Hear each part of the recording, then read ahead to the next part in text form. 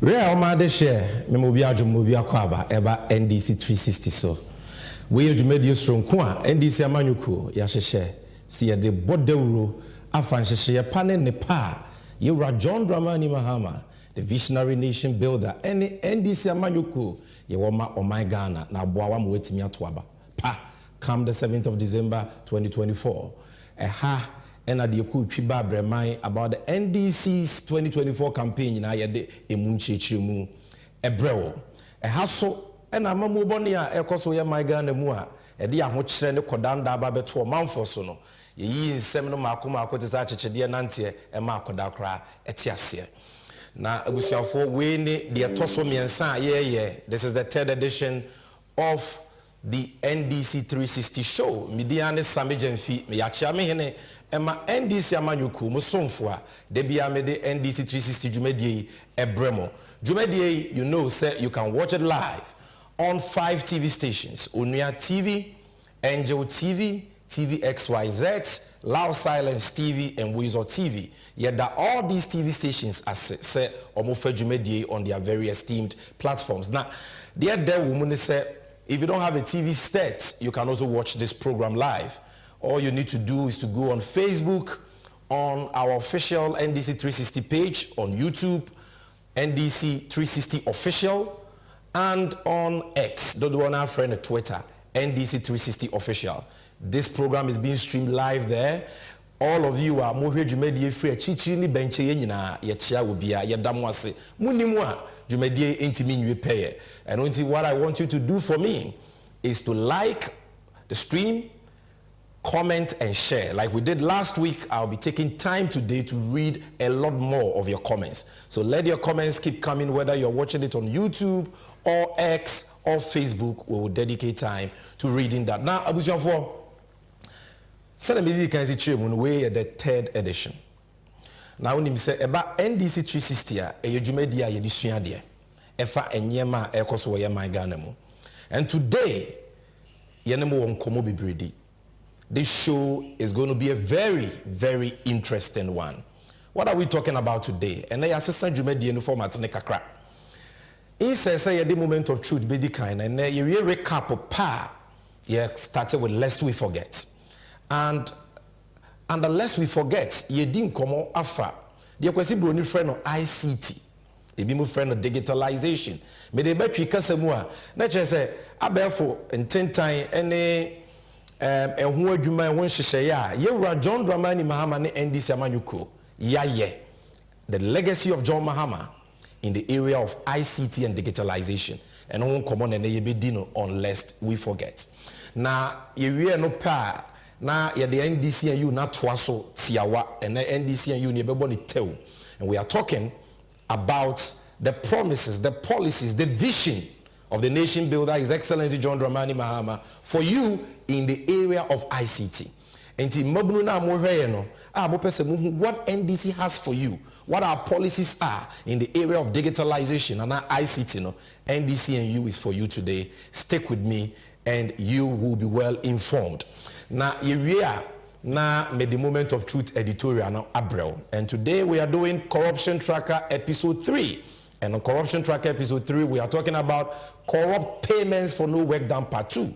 We need to see the part 2 and the Kamba, which has to do with Kronoa Akoso in relation to the so-called Pualugu multi-purpose dam.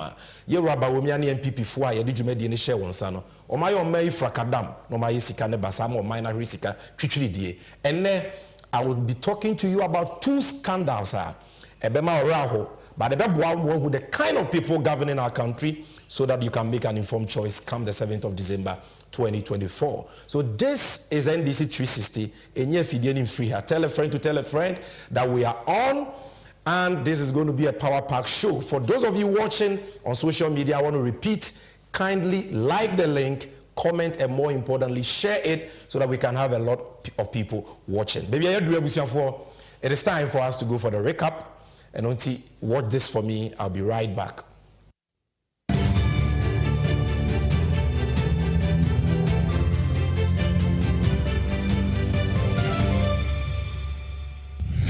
I make a firm promise to you, my Christian fathers, that the administration that I will lead will set a new standard in the fight against corruption. We will fight the canker of corruption and defeat it. We'll retrieve stolen monies. We'll retrieve stolen monies and hold people in government accountable. But we're not going to pursue just regime accountability. The norm has been that it is only the past government that you hold accountable for any acts of corruption. But we will ensure that those in our government who are also indulged in corruption will be held accountable. And so we will not go witch hunting just the past, we won't go witch hunting the past government. If people have been involved in malfeasance, they must be held to account. And if people in our administration also follow the same path, they must also be held to account. It is only that way we'll be able to get a handle on the canker of corruption. Ghana needs experience and not experiments. Ghana needs a leader who will hit the ground running on 7th January 2025. Ghana needs a leader who will not be given an orientation and excursion through the Flagstaff House because he knows there already.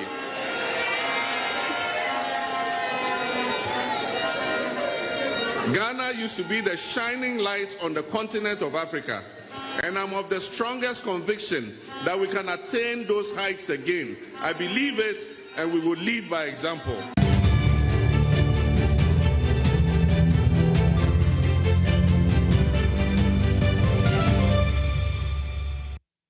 Mama, to the recap, near the Bremen, you just heard from the flag bearer and leader of the great NDC, the incoming president of the Republic of Ghana, His Excellency John Dramani Mahama. First video, no, I'm here, you know, I know Kasaba, Katajashene Proye, and it dear, Sagana for ye, Mwanu Yamia Dom Yabetana Kunyaswa, na Bimbe Afa Katajashene Proye Kohono, was in Shemua, One Ghana. And sorry, Kuku, Ghana, whether it is the Christian Council, the Pentecostal Council, all of them are so for a kuku daya, a wagana, a yenshemu, Nansanene. Ode, Nandiswadi Hunuma or my Ghana, a two and him now was one more and a one pieball. It was a very, very productive meeting. In subsequent segments, we will bring you more from that meeting. But at this particular meeting, I won't hear and see on the recap.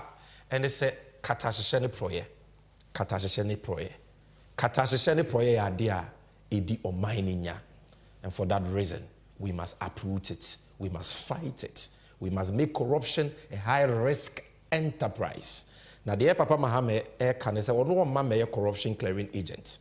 Or may katasumu muaso emfa katashene proye ho. Eyene mo no ba. The fight against corruption be second of no be twebe nkumetwa nifa. Na omo a ene omo bo ma yukro no omo free se omo fa omo ho adi no. Ye Papa Mahama se oba no wa be ma hwehwemu papa akoso.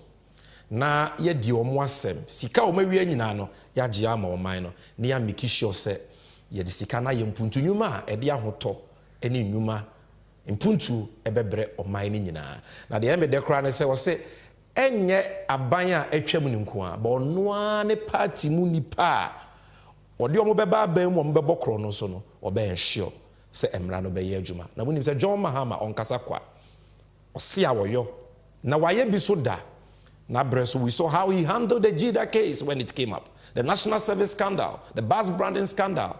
He is not a corruption clearing agent. And if you want true accountability and a genuine fight against corruption, your surest bet is none other than His Excellency John Dramani Mahama. Now, he also spoke about the fact that we need experience and not experiment. And that statement, very short but very profound. Because baby, I got no. Yentimi for mine much askili. Yentimi for mine on kosho bia.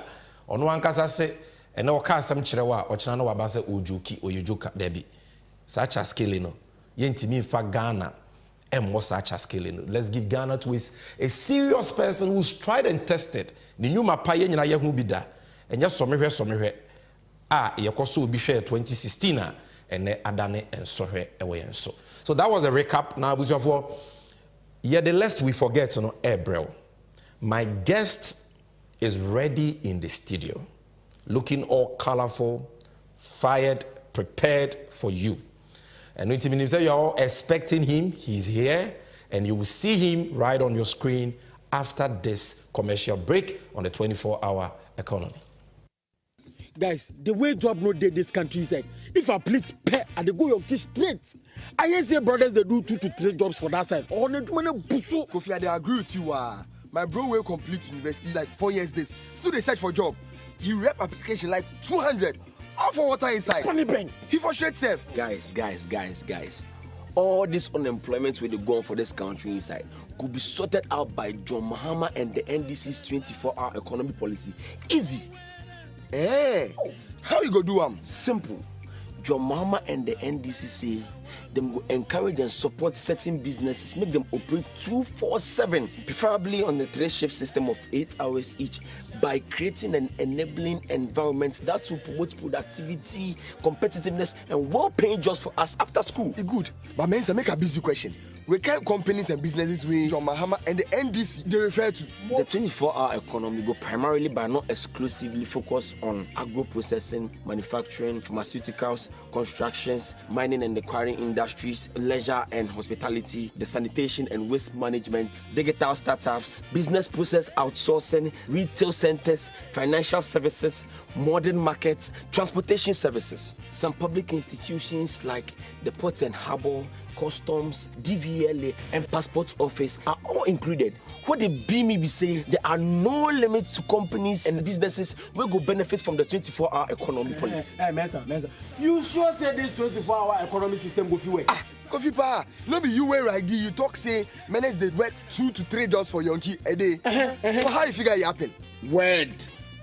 The 24-hour economy, they happen for UK, France, Germany, Sydney, even in South Korea. So it will happen for you. See, this idea be very sweet. I'm not gonna lie, it be very sweet.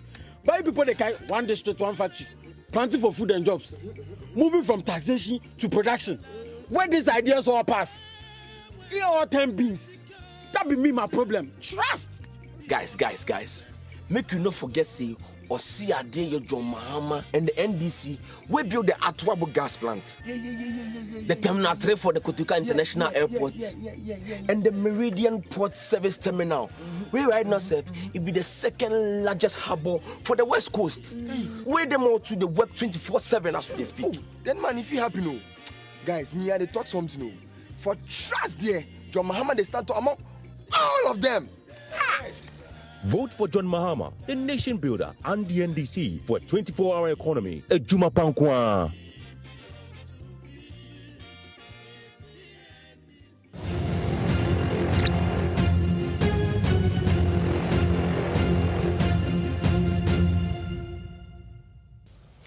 Yo, Madeshe, maybe I do see a lest we forget a and a kaka ho, efa enyema ihia. I was say a kai, Natimi Bua Maya Tuaba Pound, come 7 December 2024. And today, unless we forget, like I've already told you, we are discussing the legacy of the visionary nation builder, His Excellency John Dramani Mahama, flag bearer and leader of the great NDC. Now, who best to talk about this than our guest today? Your guest, ye know ye Swafwa Bidieche, Deputy Minister for Communications. Emrana Ira Mahama yo Mampenyi from 2013 to the 7th of January 2017. Menemo Kase, he's one of our parliamentary candidates, specifically the parliamentary candidate for the good people of Eke, Abra, Asebu, Kwaman Kese constituency. He's one of our finest brains, my good brother. He's Honorable Felix Ofosu-Kwakye. Honorable. Oh, yeah, the whole Ghana will be a Niaje said today you've blessed us with your presence on NDC 360. And Bacho Eke for 1 year there. Oh, be on here. Me no kase. O ma botchi atin fidiechi a mo show. Okay. We call Moria. NDC mranti e wo no mbom ho modern papa eye di nsho ya ekosi omo de omo ho agimu a omo hwese bibia ekototin nti omo se me fa nchia sonko ema wo na omo hwe ni mu se ento abobre obegbo ewura ho onye omo che nsempa NDC ewo edema wo. That's similar. I know that you are well prepared for us on this Lest We Forget segment on John Mahama's achievements in the ICT sector. The floor is yours. Ghana is listening. We are all listening. We want to learn. Oh, Sammy. Madawasi. Many Sammy. One in Bayadrin say, Emre Dania. Now, so what I know. In Tibet, in Fika Crane. And we are Siafanin Quanya. Ankra faso din kita ho kwanya nyumakuo faso din kita ho eyo madwuma kwanya ye faso bu man ne ade nyina no insakraye sonko abem na ne nyina ne fire ban ne bibia efe no ICT protocol sim no beka say information communication technology na o de ba akanka semu a na se hye nyina ne eye abefo ntentan kese a aba ye faso edidi dwuma awo nipa abrabo ene ne yemu na esanse ye papa ye wura John Dramani Mahama nyame ya adom a acha be ye bosome nso echi obeso Ghana mu aye ne yie no obeye mampani abre bi atwem odi mfie nan na saa abre no no ode enisuade hu surunku bi eba ya na ohwe se saa abefo ntentan kese aba yedi dwuma no Ghana so yedi bi bedi dwuma na etene bebia na ankrankoma nyumekuo aban ene ankrankra abrabo mu nso no yetumi dia yedwuma na osusu se ye de saa ena kanko ni mpuntu a ye pe no ebe ye wano Ghana sikasem no ebegine yie na yemfefo a omoso wa manone no ye ne omo atentam na yetumi akasa yenso ye de ye ho so oman na sayni so ade hu obi bebisa se ekowie sen ne krakra ene sen ehun komodie ena mpese mini wudi no esanse obi namwa obo no ho safo hene bebi a onu ya bibia no opese otwa ababi free ho nti ehun hia se ye kyerensem mu amaganafo ehu asem no pumasibre ene edwumason a yewura Mahama bedi edebo Ghana ewo saa aban krabata no na se wo boni nyina atofa saa abefo ntentan kese a ye fa so kyekere oman ede hyehyɛ sikasɛm no enema mienu ene gyina so de edikan no ɛwɔ protocol no bɛka sɛ digital infrastructure ɛsɛ utintim mfidie na wonya akade a wode bedi sɛ adwuma no ansa na ewie pɛyɛ sɛ utintim mfidie no na wonya akade no a ɛwɔ sɛ wonya bibia wode saa mfidie na akade no ɛde bɛyɛ ɛno ne yɛfrɛ no digital applications na saa nneɛma mienu nyinaa owura Mahama bɔ ne ho mmɔden soronko a ɔyɛ adwumason a sɛ wo ba Ghana bakɔsɛn mu a wɔm sɛ aban abakɔ aban abɛsenkɔ mpanifo ayɛ bi ansa na owura Mahama yɛba sɛ yɛbɛka no kra owura bi yɛfrɛ no Edward Salia ɔmampani Rollins aban mu no na ɔyɛ ɔsoafo a ɔhwɛ nkitahodie ne akwantuo de yɛfrɛ no communication and transport ɔno ɛna ɔmo a wonim de wɔ saa nhyehyɛ hu ade tum sɛ ɔyɛ ne nyinaa eja the father of ICT revolution in Ghana ɔbɛyɛ bi kɔɛ ɛna ebedu ɔmampani Mahama so sɛ ɔbɛyɛ Ghana mampani saa bere no so na waba bɛyɛ communications minister twam ama sɛ wo ka abɛfo kwan a yɛfa so dane nneɛma ani a ɔka ho bi paa nipa dodoɔ na abɔ naba so sɛ ɔyɛ bi de boae na ɔbɛyɛ mampani no saa ne ma mienu otu ho anamo ɛdɛn pɔten ɛna ɔyɛ yɛ nti a ɛwɔ sɛ yɛbɔ naba so na sɛ nnɛ no ɔhyɛ bɔ bi fa ho a ɛwɔ sɛ yɛgye nidi ɛho nkɔmɔdie na yɛbɛdi nti bɛsere tiefoɔ ne ahwɛfoɔ sɛ ɔmenya abotrɛ edi makyi ɛwɔ nsɛm kan a mebɛkan mu edi kan no John Mahama hyɛ no nso sɛ ɛwɔ sɛ ɔde sika puduro ewura ɛyɛ mfidie ne akande a yɛhia yɛde bɛyɛ saa ICT ho adwuma ɛno nti no ɔhyɛ no nso sɛ adeɛ baako a ɛboa ɛma ICT ho nkitahodie no ɛkɔ wano ne wie pɛyɛ no ɛne deɛ fɛ no fiber optic cable ɛyɛ ahoma bi a ɛnam nsuo ase anaa asase ase a ɛmfa ne sɛ ɛyɛ kanea hoɔden bi wɔ mu a ɛno na ɛboa me yɛdi saa nkitaho no nyinaa nti ɔyɛ Ghana mampanin no ɔhwɛ ɛyɛ adi sika hyɛ mu ɛma saa ahoma a yɛfrɛ no fiber optic cable no ɔde ne tenten bɛyɛ kwansini apem baako 1000 kilometers na wei no ɔyɛ maa sɛbi nkuro nketewa ɛne nkurase na saa ahoma no etwemu fi nkran kuromantam mu ekopie boku ɛfa mantam maako nsia ɛyɛ 6 regions ɛyɛ nkran pompini mantam ɛyɛ fra mantam oti mantam etifi mantam etifi epoye mantam ɛna etifi atoye mantam ɛfa mensini ana districts maako eduonu nsia 26 ɛna afei nkuro maako ɔha ɛne ekyire na yɛde bi ekowie ɛyɛ suapɔn kɛse a yɛwura mills ne mahama ɛbɔ mmɔden ɛkyekyere no ɛyɛ ho ahenkuro a yɛfrɛ no yuhas nti ɛhɔ no bɛkɔ no ɔmo abɛɛfo nkitahodie no ɛkɔ wano paa ɛsan sɛ yɛde bi ɛkɔ hɔ ɛno akyi no ɔse wayɛ sɛbi nkurasefoɔ ne nkuro nketewa deɛ a ɛwɔ sɛ otwa n'ani hwɛ nkura kɛseɛ nti Ghana so ne hu nkura kɛseɛ bi ɛso sene nkran ɛne tema nti ɛhɔ no so no ɔde saa ahoma ni bi ɛto fam a na sɛ wosese ne tentene a etwa nkran ne tema ho ahyia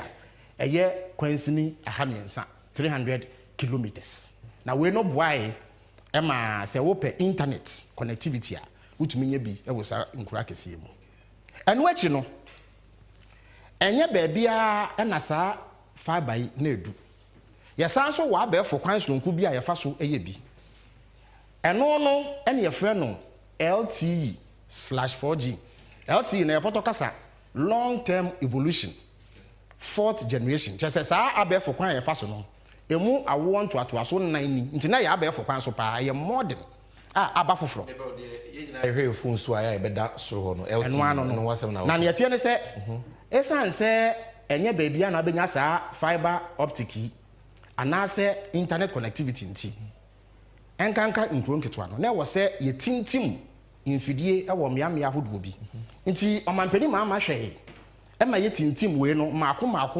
ɔha ɛne dunkun 119 LTE sites na ɛno no boa ma aban nwumaku a na ɛwɔ wɔ saa nkuro no mu nyinaa no ɔmutumi ɛka ɔmo bɔ mu wɔ abɛɛfo kwan so edi nkita ho nti sɛ yɛka internet connectivity anaasɛ fiber network a dwuma a ɔmampani maama edi yɛ no now Sammy misi me bo aka sɛ aban bi ani wa sɛ dwumadie wedi bi wɔ Ghana bakɔsɛ no minia ha de wɔsɛ so mame because they work in asem kɛseɛ are you saying say Ghana beto ho from Kwame Nkrumah pen so be seen aban bi ani wa in terms of investment in fiber optic why we be aban bi ani wa we kuchiri Ghana sika e de ahye saa dwumadie mu esene maama aban ba Felix me ba o na say o mampani abedi akire a wotu franka ama MPP o de nsem bi atudwa say ba saa de wodi hu nkomo fiber optics ya MPP aban ya tisui aye bi kese chen aban bia because also boduam na yetie de okan na me ba wayi ano ama me. It was very interesting when the data was provided. NCA has provided 6 fiber optic licenses. 6 since Ghana began. Just 6 fiber optic licenses. The first was provided under President Kufuor, which was Voltacom. Yes, 6, right? Of all the 6, 5 were provided under Nana Addo Dankwa Akufo-Addo and the MP. So, under the MPP, since 2017, we have licensed entities and total fiber optic network in Ghana that has been licensed by the government is 6,343 kilometers. 6,000, that's total. What the MPP has licensed since 2017, of that 6,343 is 5,610. That is 88.4%. This is data. And that is data that is in possession of us. We have to make that data clearly. So how can we provide 88.4% of the fiber optic network of Ghana and you say our digitization is riding on your investment? When we even started the whole process in 2007. So you have the data in your respective entities, and you should come out and let the people know when there are issues. Don't leave it to party communicators alone to do that battle. You have the data. And so let's help in educating the people, otherwise the propaganda will take over. Sammy, or data about fiber optics or more than 84% into the American Canadian. Sammy, Baumia Okasai, there's one country. As a more kind, a young would rather sim. A yabos de muka. No crab back who crane. And winter and people communicate to be into me this uncommon. You see, and Pempino, I don't want our friend Bawulaya. I'm say, or say that's a brown and no man of crasso. Now, okay, can't send Basa, any in a subia. Unim as some workano, Nabacosem. It's a nano. Metromebo actually Ghana fum no me hu bebia no Canada. Near Tiana say, and Emma means an AC, I was Ankasa Casa of the Atudan. Edikan. On one Casa, asserting a question, and I want marking on. Question no cry waiting. And come my ye didn't say, a bind bang a disika share sa fiber optic cable you do power Ghana. A bind bang or day on my nisika. A year public investment in fiber optic cable. Yankasa Bible na license companies. As nkomodi about me, no person kire say some make us a mema toka. Nyame aboa me ma menya bebie sintima toka. Wo si o, won so we adwuma DVL nti obi de ne ka ba mo license nti ne me yepe. Sa anansi se me yeto ne hemfa. Me say John Mahama e de aban sika ashe 1,300 kilometers of fiber optic cable both rural and urban. Wo say NCA a licensing companies nti why you be me? Inti we adwuma DVL na wo license you be car wo no obi a wato car yepe. Inti mesre etiefo se omomo sa asem ningu no mu ntie no kure wo. Etoso mienu no enye no kure se eye nyumekuo nsia pe na wo fiber optic Ghana ha enye no kure. Nyumekuo a e wo fiber optic Ghana no omo ye 12 13 emu du baako fiber optic ni ye adwuma se me no wakase emu mienu bi de chimato bi aba ho nti wo ne se enye operational sa companies no ene na malese ne ha no Vodafone, Glo, Scancom a do do friend MTN, Melecom a chire be ye Tigo, LTE Tigo no omo ne company ba kon kabo mu te be ye one company, Espresso Ghana, Comsys Ghana Limited, National Information Technology Agency, NITA, omo na aban 1,300 kilometer fiber no, omo ye hu adwuma. Wei ene ye de aban sika eye no, ba wo me ane na ban, omo fa one cedi nko share fiber optic cable bi emu. Enye no kre. Ba ko so the internet solutions. Ba ko so ye C squared. Ba ko so ye main one. Spectrum Fiber Company Limited. Ghana great company no about me can be about Vodacom. E chie ni mechirem. Omo so wo bi. Na edwumako bi from Vivendi Ghana. Omo no ECG de na nansi won abeto. Na se mechirem na madom. Let's just say out of this, you know. Now your operation, I mean, something your operation.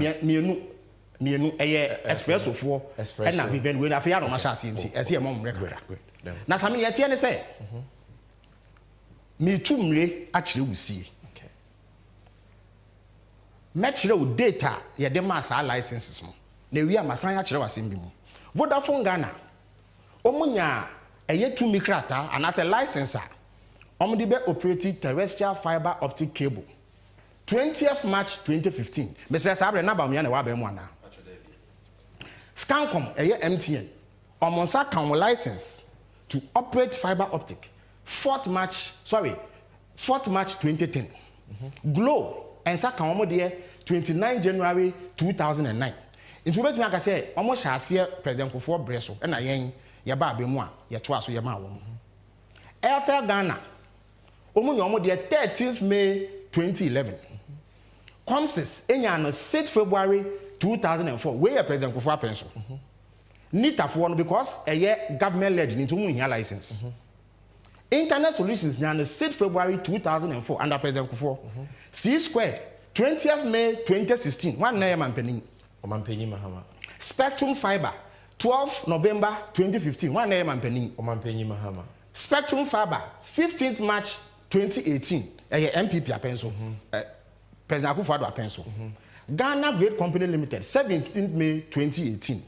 And na Vivendi for na me kan ho asem no 1st December 2022 but ma menche obi ase once I had mature legacy fiber as MNO as it shall say Vodafone for ba Ghana no ye mo license as mobile network operator omodwumedie no e fiber no omde ye voice ni data ni na fiber no but they were not specifically a fiber operating company. Okay, two distinct things. It's a mature legacy into omkwaje license no omkwaje license a failure ahomane ye wo bi nti ye de bedi dwuma potin aka ye mobile network operations no. The same thing for Glo. Also legacy fiber. Scancom MTN legacy fiber. Melecom legacy fiber. Airtel legacy fiber.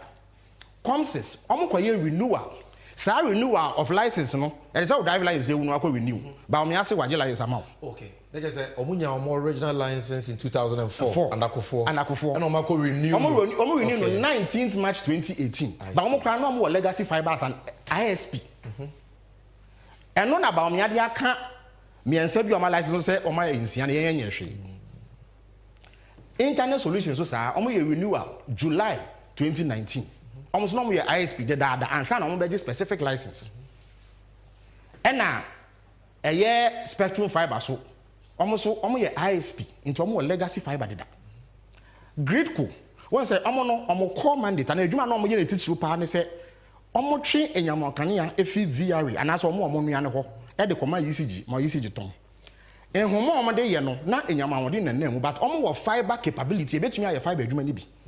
Inti eche no mu se sa de nfa so wo mu into mo tie adwumakuo bi a ye fe no Voltacom a no mo ye sa de ne ma wo mu na nse ye from Greater edin wo from de amom ho no inti omo no 7th May 2018 no munya specific license to operate a fiber network.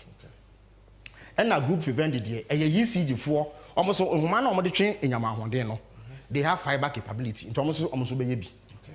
Inti in terms of licensing no kura womuni enya no kura say fiber companies are operating now were licensed under MPP. It is not true. The chat no enya no kura so say there was 6,000 kilometers of fiber say about me aka minu man kwa echi kakra na ehwa de it is just what se a omampanyi mahama ne atamels de no baako mienu miensa 1 2 3 na 4 Airtel Ghana de no be about 4 and 5 so what the FN saying meter for the 5 yes 2016 de no so be count 6 yes 15 main 1 7 exactly okay let's just say 7 out of the 13 you have here and Mills Mahama and Mahama and akakre miensa pe na aba Akufo-Addo apenso okay but omo the renewal of licenses miensa bi aka ho nti na ba obi aka 6 no okay nti asem o ka ne no kre okay I see the atwato osanka say there was 6,000 kilometers of fiber sami sa asem no so nya no kre there was 37,938.07 kilometers of fiber nteno so wati enya so wati enya no kre woka so wati a na asem no mu esuko Vodafone for 8,380 kilometers Glo was 2,260.27 kilometers Scancom and MTN almost 9,653 in terms of market share no almost the highest and Airtel so 2,122 Nita for 1,193.65. Internet Solutions 138. C squared and the Keka. So what per market share in terms of percentage of the marketer? Vodafone was 22.06%. Scancom Seneca almost 25.41%. Nita was 3.1%. MTN. So now I'm already started Scancom and it's MTN. What can you now boom 37.983 thousand kilometers of fiber. It is asking about me kind at the Kuntia MPP communicators into Minkano. I don't know, and Yano Crate. Into me, some cases, Sudia. A bendy and Nigana Bacosema. Or do your mind, Sika?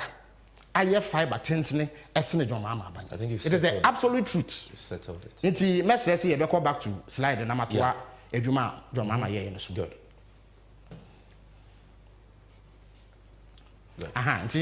We infrastructure relating to fiber and LTE network. Okay. Sammy say one second a year fiber optic cable and as a humana uja ho den kakra bi na mu na utumi de ye saa abefo kwantimpon ho and as intintankese ye ho adwuma no. Na sa wo de ye adwuma e ho sunsuanso no hemfa na obekra no. A year WhatsApp messages a wo ye ni bebrebe. Text messages, Facebook and the ekeka ho pictures are downloaded and the ekeka ho hemfa na ya odigu. Say wo phone no e wo baby aye kra no your friend storage. Na so we no ye wo ankrankra de kitiwe bi a wo ye. Inti nyumeku akese a omudi edwa akese te say electoral commissioner. Omo what na so omo ye registration. Inti me fa so me wi ne benya be 18 to 19,000 voters. Sa information mo de no e so me kra ne baby. Baby omo awo system a omo use. But omo ni bi no. E so munya baby a bambo krojin bambo a emu odene e wo mu se na be ya nipa bonifo bi emfa koti kwan so emfa sumase emehim sansam no emfa nkoto abonten emma edwumako no moka enu ntire dwo mama aban eye nhihye esi de ye fe no eye data center eno no ye bia bia ye de saa abefo ntentan kase edwumedie no nsunsuaso no ekosie na wo hia wakwa akoyidi aye adwuma eno no e won kran pumpuni mantem ha na ho oden anase kwanya na eda ho no ye fe no 600 rack space eye tier 3 chese wo hihya eno na etoso miensa e wo ne papa ayemu na esanse sawodi wonkoso nyina agu kenten ba akum na se kenten fito a ebe fi wonsenti no ye san ye de frɛ no eye backup ewo menu mienu nyina school okay university send your kind of school the no ane tech nti ho so no 45 rack space ye protocol me frɛ bi single point of failure se ochine bi atorenchem bi si na me fan se ensuo kese bi be yiri eye data center na se oja kese bi tom na ehye a hemfa na ye fa nti de wo here university no ye de ensam wo eye data center won kran no ye de bi ekosi ho na daachi bi betu yan yetumi akwa akoyi wow eno so jo mama ena ye nti data center no anu ni e won kran we de ya eno ani wo ko ase ha omutu am na donko be ye abrosan be mienu miensa dynase no ase ho wow e ho na mfidie nyina wo na wo kwahwe we kra de kakra bi na metwa de akire wo kwahwe mfidie egu ho a enya asem ketwa eno jo mama adaroma abina na edan wa ho sem e wo ne se na meye osoafo abide chia mehwe nkitahudie nsem na me office wo ho mantene mu da kro na yefi aban mu ena mpifo ebeje ya ne no o ma se o ma no se no ma se no no enu echi no o ma pani mama hye ne nso se ye wo eye sa ahoma bi a ye sha asase ase ye san so wo data center e wo akade ahodo na emom no se ankwankwa adwumakuo pe baabi ayo madwuma hefa no meye no ade so mo akosi o mo dan eboka ehhehye mfidie ne ade ansa na o metumi aye adwuma no nti o se meso sa ankwankwa no enwumakuo na se na mafasa akwa no so ama mabunu dodo beye empimudu enya adwuma ye na mekire adansidi e wo ho no se yekọ yenimu kakra nti eno so ne yekofa Accra Digital Center e de bai Accra Digital Center no poto kasem no your friend no grade A plug and play facility as Jenny say eye baby a yes it is a way a crowd say what person wo han bi na wutia ho ka na de do dwuma no abeje hwe fidie na wo de fidie na share baby ese audition nti na friend plug and play wo de fidie ni ba ya wo de share baby ese audition na wo di dwuma eno echi no ye hwe hu say sa ICT ene broadcasting hu dwumedi a ye di no ese enya amrado a odi na ni bedi echire na nipa bi anya de omope but they say it must be strictly regulated. Inti after 1996, Rollins Abano at the Miracle Dime, Rashebedra, the final Act 524. Say, you bet power to Mekobia, or be Amrado. Na or de Emra, I share on one AD Juma was in Crabatan Hono. Send a beya on the family accounts with Juma. Inti Yeti NC, National Communication Authority, 1996. International Cracker NDC abakosem na NCA no mo nse de ni ahweye a esefata esa say ahweye no eso mo so nya mfidie ni akande a on betumi ede edi dwuma enyumeku a eso mase no edi enyumeku ebi broadcasting ebi o TV ebi o radio international beti no yakwato radio station mu yato TV station o metumi tina maso ye wo ehun de yekoso nti eso mo nya baabi a on be di se adwuma no nti NDC aban no esi ahweye a esefata e de mawo mo a mfidipa gumu a omdidi omdwuma en wechi no se wo amrado a ehwe de wobo ene abefo ntintankese yesu a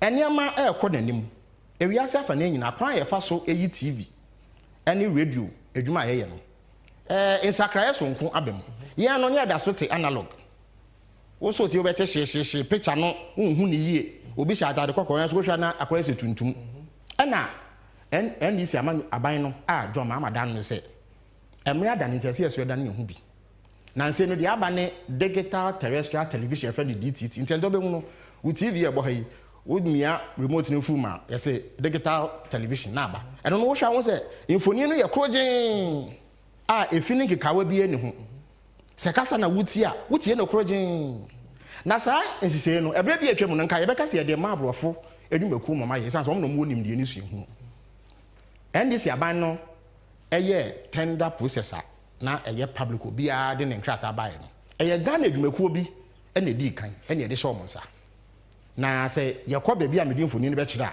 o me ye edwuma hu te papa nti no so e ka dwumedi adwoma ama edi ye no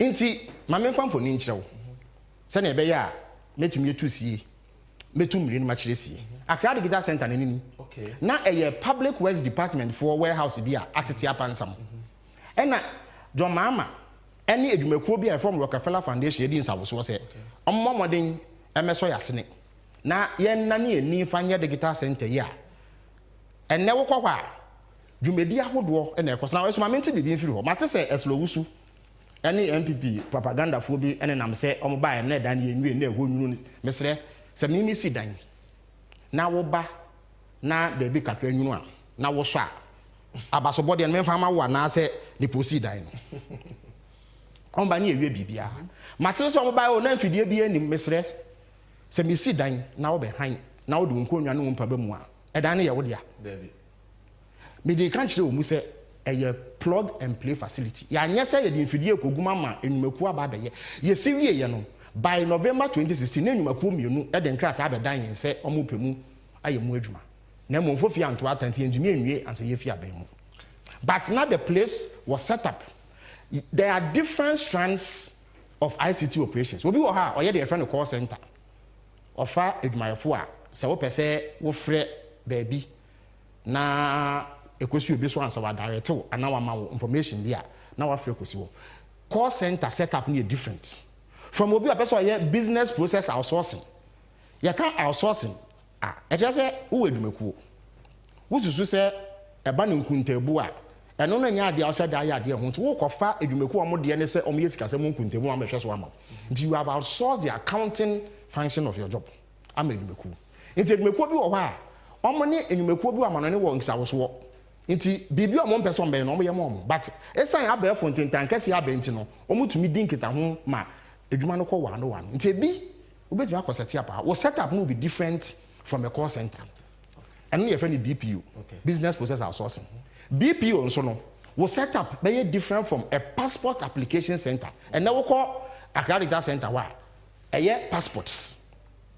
passport office omako bie abefo nkrabata bi wo ho a passport processing so the setup will be different into na ye into me say aban say ye be set up machines am amanfo into wo ba na wo pa na wo be hye wo fidie e de edi wudwuma but bia obe ye ne de na eye kroje ye hote a ifini keka we bia ni into no no info ni no eye NCA aso ya mekan na nini e wo airport we no eye abefo de kra airport city a wo komu a BBS NCA tumi ye no omo no ho ama ni di mu. And I was a brebe NDC then. We under NDC by 2015 year. But NCA till 1996 under President Rawlings. That's it. All right. We know digital terrestrial television America no. We ni enfidie ba ko a on dis adwuma no. Wo ko omaso ya aha e no mo hwe ehu se bibia e ko wa no control room anu ni. Digital terrestrial television infrastructure no anu ni. Omaso no so baby ni. Okay. Sa port ntia hu e common hye ho. TV na ya TV a ye hwe nyina na ya stand dey we na ma ho. Aha na fiba. We TV na wo go we no a transmission site. Sa dey we no omo ye maako aduanan mienu 42. Am se mienu na metwa e dey a kire wo no. Okay. Nti ano na ebo sa digital terrestrial television no ho chidom. Okay. Ama yenya sa infoni no.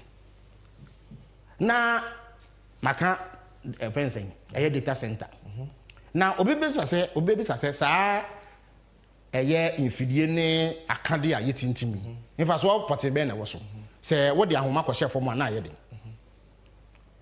won se wo ba mobile telephony and as a data connectivity a empempi no mobile networks no omo ntam pese omo koye adwuma wo ba bia nipa no so esan se omusu se nipa na wono no nso omuntumi nya mfaso nti wo be ko Ghana baby ne se ha de network nya adwuma I say ko food bi ana ko nya baby potting because they don't have infrastructure and facilities for ho nti sa fiber rural fiber ye no eno na some of the companies no omugina so edidi omudwuma de boa nti nka ekrasi tu a se bi mpedi asa ye friend last mile ho no bi anko ho anka omo de omo nsusu se abefo ntintan kasi o mekoso bi no esan sa nhihye adwama ama ye yi nti no ene omunya bi omo data connectivity kwa ye fa se mo de awode ti akra ha enu nti no nka ekuafo schoolfo akyerɛkyerɛfo ene omo yo mankasa adwuma nkakra nka omo nie ni da so bia so mbenya internet de adwuma no ene omo tumi nya bi internet in 100 communities 26 districts, 6 regions. Your friend be ISP, Internet Service Providers. Omo so edi yentamugina.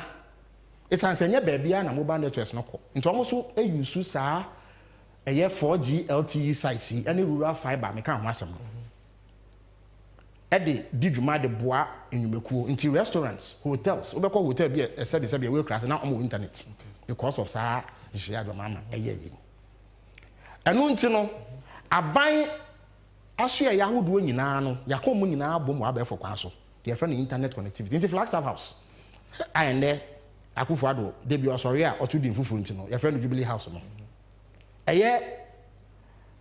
ministries aso ya hodo metropolitan municipal district assemblies ene enyumeku e sha aban ase nyina no yakom nyina bom nti ene no mutumi di omho nkomo adwuma wa bra sintone nkeka wa bi ani okay sade ni nti nanka afi bia no aban boka bubro e de command krankra so momre internet any connectivity and networking sade nti no ete eka ye bone so afi bia by 100 million Ghana cedis as of the time na ye fi aban wow data center mature de ye nti wo de wonsem ekosie ho a bambo mapa wo ho wo betumi ada asore ehu se ade ne hyewa efini kikawa na se sinto bia emba ye wo ankwankwa adwuma bi a omo no sikasem dwadie no mudi nti omo so saade abo papa amomudi didwuma na afi so enkra hanum sei edu baby no saa Wi-Fi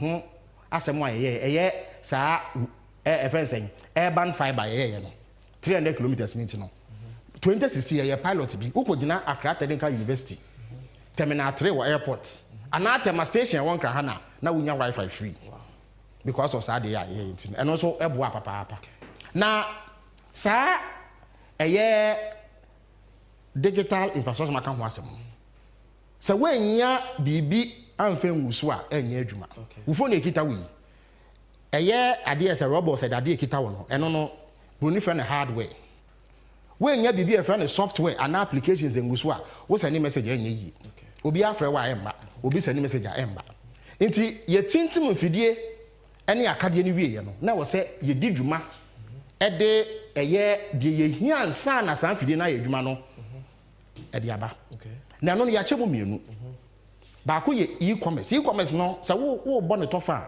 obɛka sɛ ɛyɛ dwadie bia ɛkɔ so wɔ abɛfo ntentan kɛsie so ɛno ne e-commerce no ɛna e-government ɛyɛ amemu a yɛ nam abɛfo ntentan kɛsie so edibu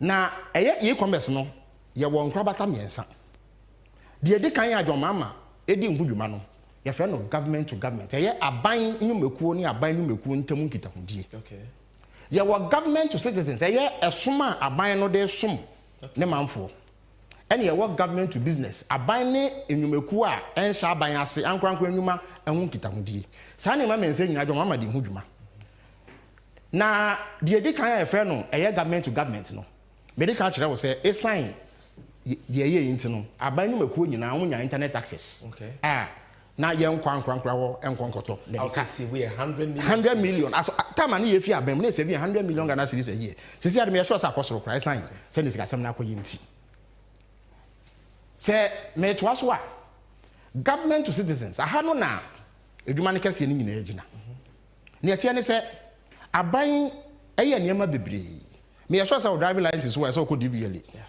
say wo hia passport de etukwan a say wo ko eye passport office sɛ bi wo ba na sɛ wo kɔ train din wa ban mu a sɛ wo kɔpɛ birth certificate or birth and death registry sɛ sɛ wo dɔfo bi ana obusuani bi ɛka ba bi a sɛ wonya tumi krata ansa na wetumi esie no death certificate empempi no na nipa enwinwi sɛ wo bɛkɔ passport office na emrantie bi egina wasom ye goro boys sɛ wan fa sika bi anhwɛ mo mfunu mu a enya de ansa bɛka passport no wa no sɛ wokɔ DVL so a saa agoro boys bi egyina hɔ number bi opɛ bi abɛnya bi na mmom ɛbɔ no bɛkɔ soro nti yɛ saa de we ya yɛ fa abɛfo ntentan kɛse so di saa adwuma nti no ɛma nipa nkitahodi a na ɛwɔ saa de mu no ɛbra ase na sɛ nipa nkitahodi ɛbra ase a pro ne kata ase hyɛ so ɛba fam ɛna afei so enka kane no na aban nwumekuo mu ntumi nni nkɔmɔ sɛ wohia bibia asɔ kɔgye file wa ha na ade akɔ ha disi ano umi efidie ne mfuma na bibia wo pɛ bia no abeto so amohu na nanse no ba wo mia ne MP before na mo sɛ ɔmo no ɔmo de saa ehyehyɛ ne baaye mesrɛ meka afi 2012 ɛna owura bi a yɛfrɛ no William Tavi na ɔno no ɔyɛ nita penimpa etiro bɛyɛ NCA penimpa saa bra na yewura Haruna Idrisu ɛna yɛ nkitahudie soafo communications minister into 2012 and you launch this adi into the website bi buy a near friend eservices.gov.gh sa website near your fofo bi so near friend epay.gov.gh into say wokọ ha na say wunya dwumedi a wo pe na we kotua musika e wa ha okay into we kura Ghana web Friday 27 July 2012 metumre a kire wusi 11 MDAs hooked to Ghana government e-services portal. Wow. 2012. 2012. Sabre no na President Mills akabebi enam yen sape. Na how na do so also afo a wo hwe nkitahudie so. Nti ano na ma akwanya e ma afe no ehu hia so be nante akoto nkrata. Afeli de wonsa hya ase na asan de akọ passport ana so pro birth certificate asa wakoto krata e de wonsa be hya ase ansa na de akọ driver's license so enhia so be ko DVL ansa na wutumi e apply online nti e yes ha de bae na ma sa adwumadie no etumi bae me ne wo kasa yi aban we bae no mo de e-services.gov no ene e-pay.gov no abom nti akoya de ba ko na mum ya de o meto ye nti betuma ka say eye insakramu kakra bi no mo de aba na mum nya de fofora ba omia anan pipini bi e de aba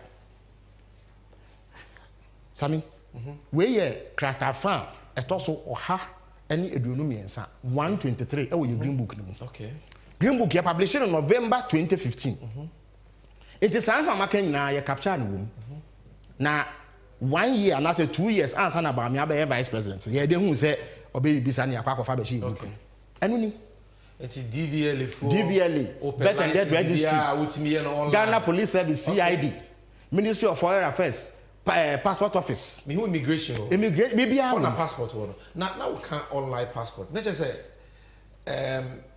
asemwa MPP for kase ba womia digitalization champion bi na the online passport application ba na nya no kre eye nkontompo eye nabraba se woko kwameka se eye akohwisem okay nti menim se emanti echinchim wo fidie no fruma no me de infoni bi ma wo mo se nkom betumi an kon fanto se yenti okay let's have that video to settle the issue of online passport application the other buy. We inherited a problem of no unique national identification system. This had been with us since independence. We have implemented the national identification system of the Ghana card.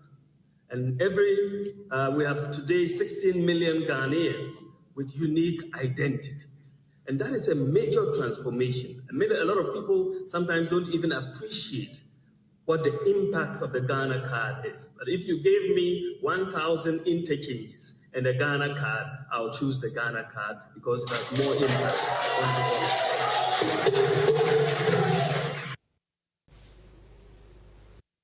Ministry of Foreign Affairs and Regional Integration has launched the online passport application service in line with Ghana's e-government strategy. The service is seen as a solution to the existing difficulties bedeviling passport acquisition in the country. It is also expected to ensure efficiency and reliability in passport acquisition. The online passport application project was introduced in 2014 through the National Information Technology Agency's pilot.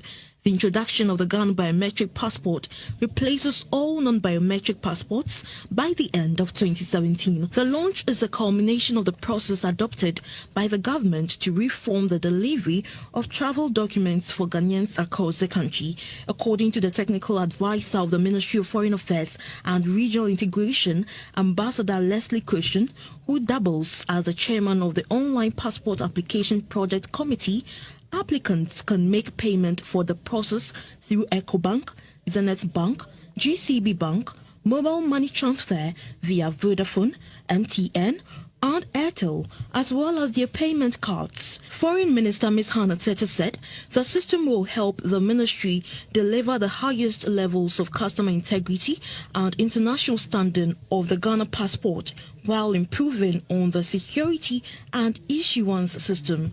Depending on a range of factors, we are aiming for the following delivery deadline: a maximum of 15 working days for a standard application, and then a maximum of 5 working days for express applications. In due course, it is anticipated that the ministry would introduce a premium 24-hour passport delivery service to cater for the Ghanaian business community and frequent flyers. Ms. Tete said the service will be expanded across the country by establishing passport application centers in 6 regions. And I'm optimistic that, given the amount of progress that has been made in that regard already, very soon we should see that every region of the country has a passport application center. The online application service is expected to help reduce the involvement of middlemen in the passport acquisition process, reduce typographical errors, and shorten the data capturing procedures, as well as speed up the workflow for the passport processing and improve passport service delivery. Now, I was for Yadamwase. Adansia era fellows of Usuquache access for no on online passport application on the Abuatram. Look at that one. Inti Bamiaka so no the online passport application by a young contumpu, a nabraba. Thank you. Wishiana Sinufu. Thank you. Na sa a year abe fontaine times with the bind the buyer. Answer na yemfia bemu. Na a dready marco a year impim edunumiansa and ye tripo be aha miensa na na akoso sa woka sika enye free mu nyina bom as of 2016 na ye 168.9 million Ghana cedis. Wow. Na dwedi a akoso no nti ya de a MPP aba na beto ye aba me anim ho hwe si ye ye ba yi government a senti a meeting mo ne se ba me aso ne nam oso ye oso no no di procurement ba ye yi pharmacy yi health enya no kre ye nya busia bi fi World Bank enye na ye be $97 million. Okay. Any did say adwuma yi under President Mahama. Okay. E-health e-government. Say kwan ye be fa so ebu man aye de abefo ntentan kese na ye. E-cabinet me could see meswafo Dr. Edward Omane Boama and then more cabinet me kon man fa krata ba kokran ko because me kon na egu efidie so a say wupia na beto so wupia na beto so. Nti am aware say sa di we ye yanse ye fi abem. E-justice ye ama and now court high court say one krahana omutumi ye teleconference ubetumi dia dance we abra unyina court wo san hyehyɛ no eye dwomama apenso ene de baye chief justice Theodora Wood epa ho ntoma and which e-health ana your friend saying e-pharmacy kan wo no ye piloting e-pharmacy ni nyina no eka ye hyehyɛ ye piloting in about 4 hospitals ansa na ye fi abemu. Inti say you meku a sha ban sing na Ministry of Communications, Trade, Industry, Judicial Service, Public Service Commission dey kan hu nyina o mu nyina dey on be share sa dey na se a emom adwuma no ko wa no wa. Inti bibie ni wa ba me ye no foforo. Na ye chen say ba ko e fe ni procurement no. E ka ye bon no ye $5 million. Ye sha ase ni ye nwie inti oba ye no e na ye wie ya okopa ho ntum. E no no abeje ho fa say ono na ebinim so ye champion den. E ya de a wa ba beto.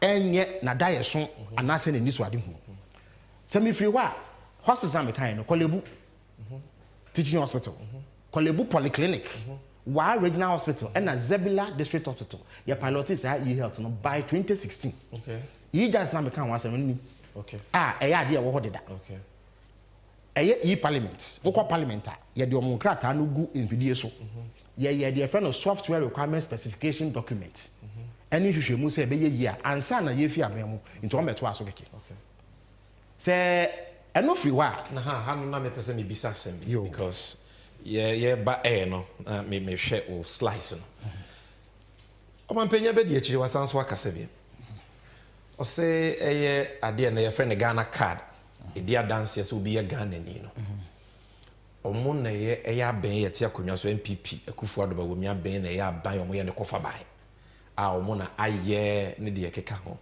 me pa cho famu nchire mu maye eno so no okasa aye so banka hwe eno so ye bosde mu ka enye nokre nokre wo mo ne se ayo mampani kufo na te National Identification Authority a na botaye te ne se ye behwe enya de efe no National Identity Registry obi o ye Ghana ni bia na so obi o ti Ghana bia be hye ne nso okay omo hye adwuma se fofi antoata eno mu fi aben mu o fi abemu na mills mama ban ne so bae na ye bae no ye niye bia e ma Ghana card ye tintini ansa na ye fi akonya no so de di kan ye ne se ye de mra bi bae a ya to din se airline 2111 eno na hye Ghana ni ba bia kete se wo pese ye hye won so na wo di sikase hudwa anase bibia ehia hyenso de a age se Ghana card nya sa enya de obetumi di se adwa no.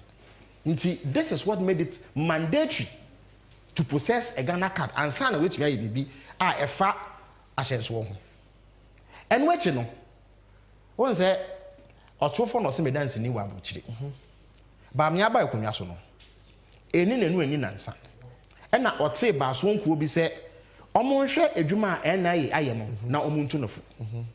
Eno nti no eye March bosome 2017 ba sonko no na nipa bi ye adwuma o ba o me aso ye ka ho no omo de o ma no December 2 dwa na omo ka say esumasem confidential reports na nini the friend no executive summary baby a ya bon nsem no tofa e de ama mpanimfo no me be kan asem bi wo ha kire okay we no ya hyase we no kire say in February 2017 go with my zoom in kakra mame okay go and say ya abefo intertankesi abe e bia ahunsusanso ni bia in February 2017 His Excellency Dr. Mahamudu Bawumia, the Vice President of the Republic of Ghana, set up a technical committee to develop a roadmap for the creation of a single central database of biometric and demographic information of all Ghanaians living in Ghana and abroad, and all foreigners legally resident in Ghana. Specifically, the committee's principal task were to determine the viability and advisability of either A, building on data from any of the existing biometric databases to develop a national identification register system. B, building such a database from scratch for NIS. Say, me tuaswa, esa ye branding here. Say, meba. Okay. Yeah. Committee no wie ni hwehwe mu no. Omode nsem no kodan Bawumia no. We no omokan.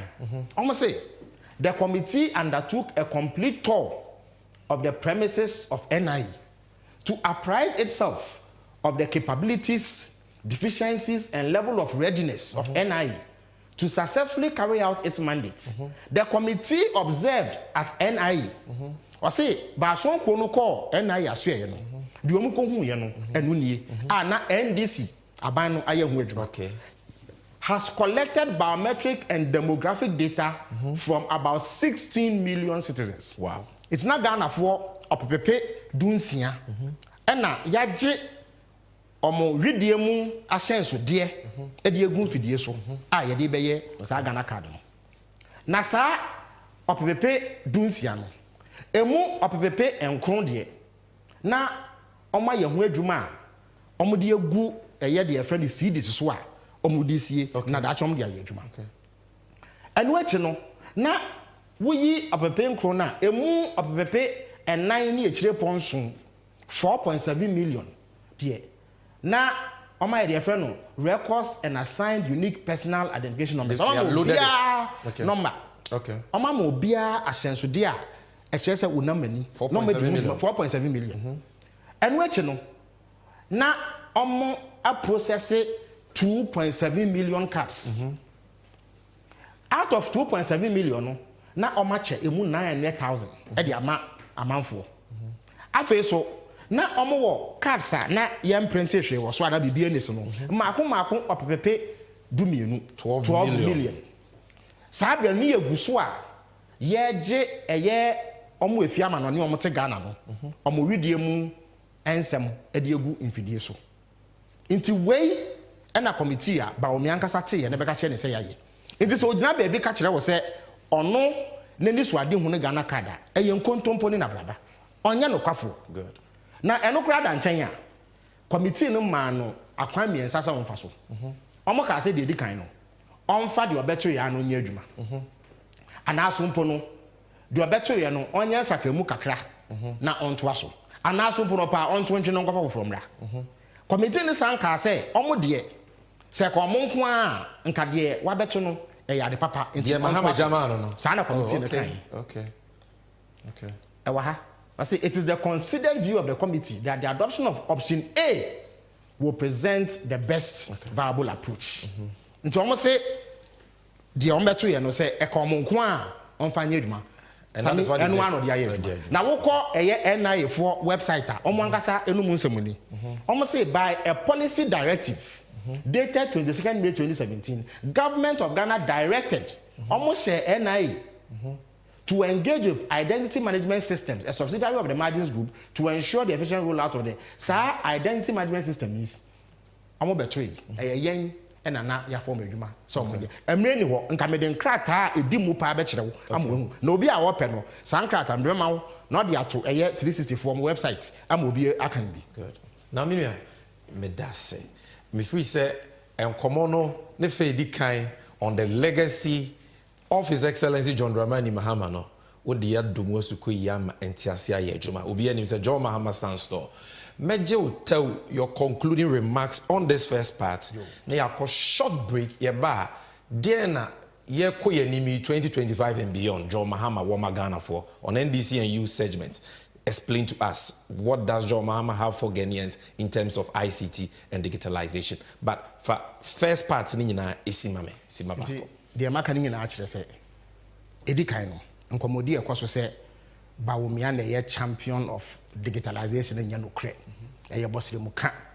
Eye amanyosemu fa so pehunu a openti e na oye saade no.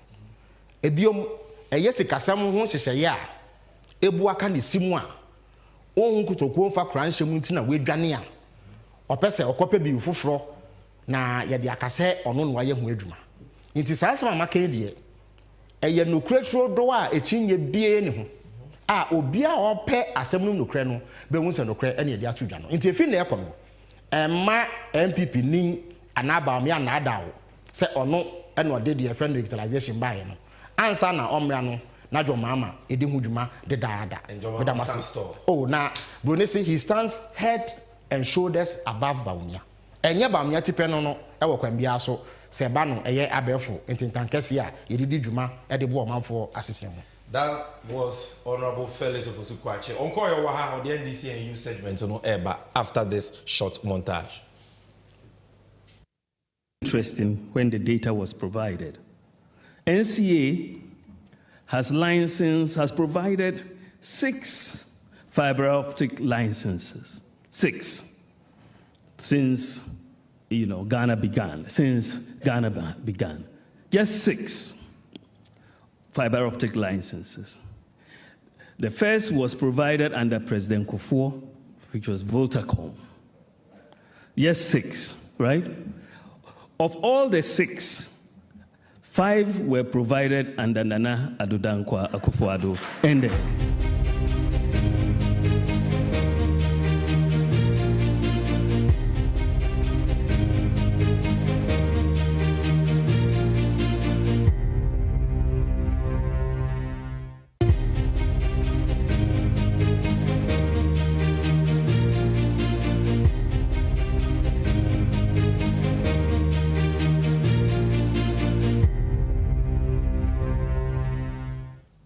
Was over for NDC and you, Honorable Felix of Osukwache, the parliamentary candidate for the NDC for the Abra Asebu Kwabankese constituency and a member of the national communications team of the party is still here. It's Honorable, Obi say we na John Mahama but didn't there was a metuma bamani bi metuma bamanoa. I'm interested in ICT. Me perjuma dear na John Mahama woman me tell fire film. Impenese aye bida. Any friend I boafo. Yes, answer why you be the inti so bo Ghana mbebu na no ba. Se obedi dwuma de abo mo ICT mu a o maginedi. Na eden hye potin no wo e de ma Ghana mbebu no. Ana se Ghana man no e wo ICT mu. Ose obetwa sika America sika no eye opepepe pemiensa $3 billion. Na one eye ankrankro dwumakuo aka abom.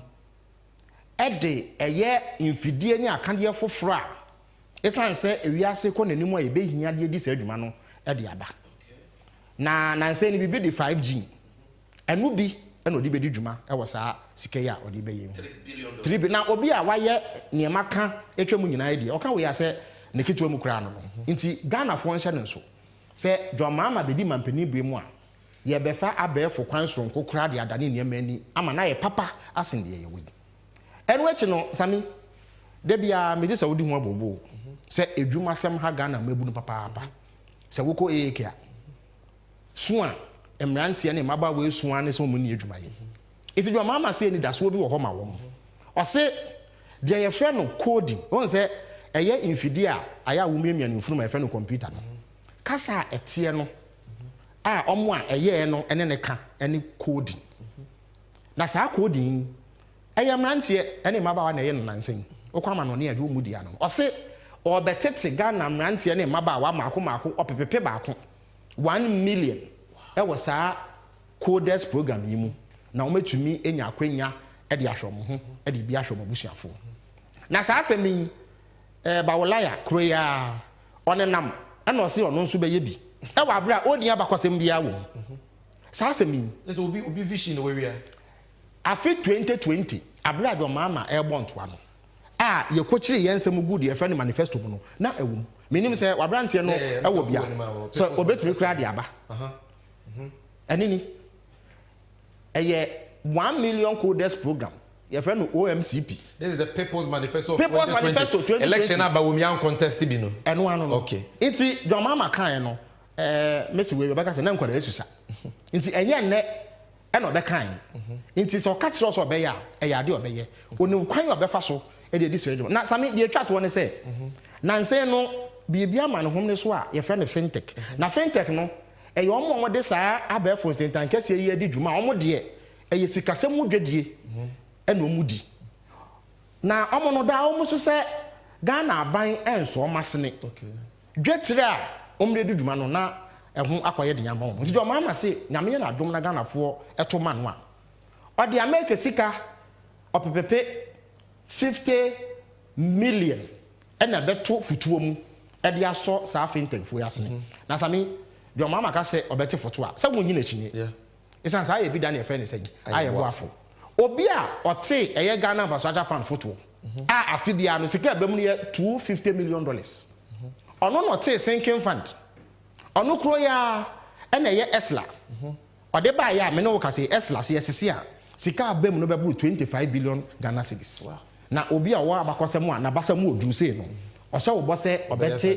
50 million fund say won gine chi na fellows be obi into fintech na say fintech is financial technology just say e sika se mudwedi a ye fa abefo ntentan kese yi edidi enti ene de wo maye part 1 me $3 billion investment wo na ye be $1 million coders program $50 million fintech fund we put so baka say bia ye nyuma ahodo na e be yesa o me fa dipa wa nyuma na so ya brantie wo ya baba wa na wo pa adwuma ni ani da so esa se Ghana ha nipa eni adwuma ye no omo ye be 1.5 million okay enti se do mama den se e ba na nipa 1 million be nya adwuma ya ese e bo si esa se ye bre ene ye hawo eso beti enti we no ya de a mi se meni de echie papa a me hwe ni mu se do mama di be di dwuma se ne be ya bra oh enya sam ketwa Sammy o manage ho papa na de akoba ne se na se no mrantie ne maba wa aba no eja me no mi no ya bra ye mrantie craft se wo mo no na ye sa nimde ye ni bi na no wo de computer na phone si na ni mu ade oba ye no enya de ketwa nti omo wo opepa e wa ade no ho deda nti so omenya obi tete wo mo e mo ye bia e be bo ama adwuma e ni wi ase no this is for you oh we wie na adwuma we wie secondary school a utumi ye bi me ye so we wie GSS kra na se ye so mu na ye tete wo yi a wo betumi enya bi nti ya ade ese Ghana mebu no eneje se enepa bi e ba ama omo nti meda obi bia ase. Thank you so much for coming. It has been very insightful and informative. I've been reading the comments, people have learnt, and then we have dismantled the deliberate distortions and lies of Alhaji Bawumia. And Obiahu, the one who stands tall, the one say can't ICT in the digitalization. And one basso body, and was here the Cassia Palmano. Watch it, Mama, and say, one year, no, the evidence say, what sounds what my hope for the future? What sounds so am I the entire name for the future? So thank you very much. We will go for a short commercial break. Yeah, the moment and truth, you know. Bro, fellas and Koya and have a surprise discussion for you. Thank you. Sida, Sanso and a Riase, ANC, and Untiade, and a was so easy. You don't share you and I what Dakubia was see between such a area brabum. And Untiade Tina was here Trinitia. Aquania, I will rebel brimo. And Untia Fay, see a bit to me, I year 24-hour economy. I won't feed the Juma Hodomo at a say Edufra and Eduyemo. Yen feed the Juma Hodomo. Yadan Siemo, Yahoni Diemo. Yahongo Jemo, Aquento, Boja, and now so crano abel kwanya, Yafasu di Juma. What dear one Cassagene home, but you may call outdoor ya womo and war customers here. Every bia ye watch ye no, at a sea ports, and ye harbors no, your customs, your passport office, DVLA, any dear Keka Hua. Woman in our bet to me have a 24-hour economy home. Ecobanesa. Ya brabo ewo micro ganemo ebe sesa na sesa ewo yeyo emo we eya kwanya kese ya abeda ho a ebeboa ami improve nyuma afro konanim enu nti brenu anie se wo sie som se kua ni ahwesi ebeye adwumaden aboa ama sɛ ni suade hunu wei abɛmo na sada yɛsoe ɛyɛ NDC amanyuko no ɛne betumi ama na bɛmo ɛwɔ nneɛma ahodo a yɛyɛ ɛde aboa sɛ ɔman Ghana mpunto ɛbɛtumi ɛgyina ne naso no 24-hour economy edi mu akɔtene na bɛboa ama ɛni suade hunu nyinaa ɛwie pɛyie pɛpɛɛpɛ ɛba yɛdansie affordable housing ɛnwomɛsua ɛnteteyɛ yɛapɔmɔden ɛne deɛ keka ho a ne nyinaa ɛbɛwie mu die ɛno nti bɛka NDC ɛne John Dramani Mahama mɛmo yi ho ne ɛnsɛ sɛ ɔman Ghana ɛma ɔman Ghana ne suade hunu ɔman Ghana da ɛso ɛntumi ɛmmerɛm ɛmmerɛ ni hɔ ɛma ɔdasani bia ɛno nti berɛ ne nie fa wo ntoma ɛbɛbɔ JM ɛne NDC dia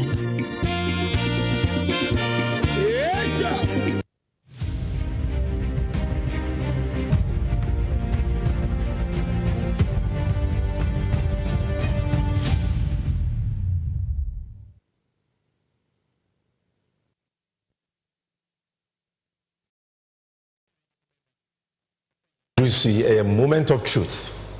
No quarry merno any. A hana and somewhat kesia air koso ye my Ghana.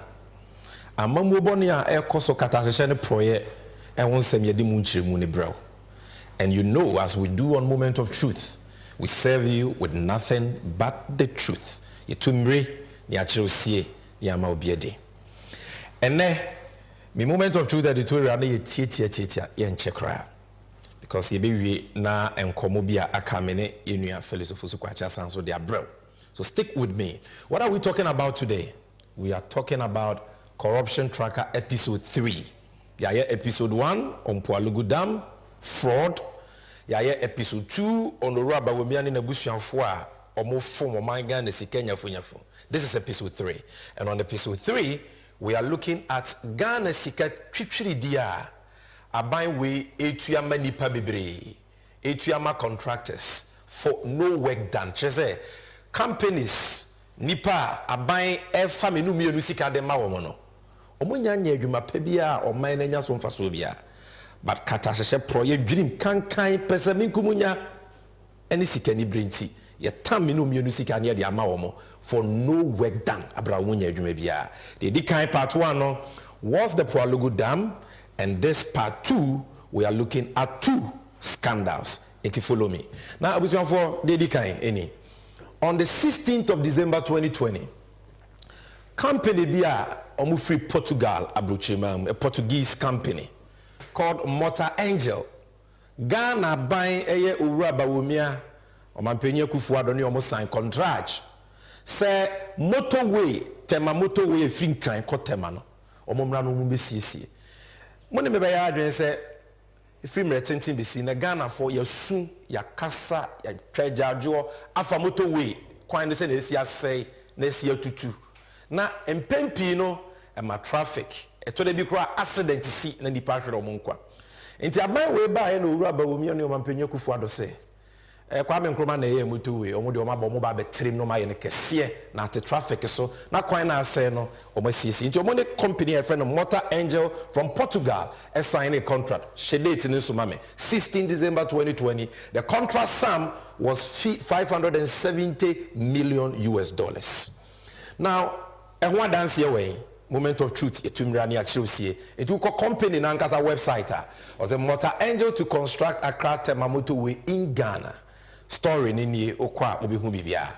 Now emra ban no sign contract we pe and NDC dom kuma e wo mrahye bedwamu a yenua Kwame Agboja ene ye chief whip samre no na wodi committee ehwe akwanso mwatintiban ye pa oye nsemtrofo nhyiamu because ye hu se contract no se bi se so obeye motorway yi a enka ye ebeboa wo man no. But contractor aban na sign na aban ne company ofri abrochiri and assign. Enye Ghanaian company. Na Ghana ye mra e govern such contracts no between oman no ne amanone companies no e kire se article 181 of the 1982 constitution. Ghana mra po no e sha aban se was all this contract no e kom brahye bedwam. This contract ura ba womia ne Akufo-Addo Omunim krono omo person omo no womunti no suma se dwedie oman for parliament. So Honorable Kwame Agboja in the Minority Caucus protested into a city newsroom on August 11, 2021. It was published a minority demands abrogation of illegal Tema Motorway expansion contract with Motor Angel. And it was because of the lack of parliamentary approval. Now, when the MP before, what far the end power action was a fire. When we are the end was and so you better blow alarms and no, this contract should have gone to parliament. So the bear ya nancy for be shame no man say be boa minor no magia tum. The muso minor moka kronubi ankoso no. Abusiafo anko banesa. Omo ba bonten be ka say bibia ni ho sa omo nto mra bia na agreement no omo wo adwen se omo de be call parliament and on am hu ni screen so and what dan see ni okọ Ghana Web Wednesday 17 February 2021 or say Amwakwata justifies awarding of $570 million Accra Tema Motorway contract. What kind of story now? This is another story on the Ministry of Roads and Highways website. Or say the facts about the Accra Tema Motorway expansion project. This is the relevant portion I want you to look at.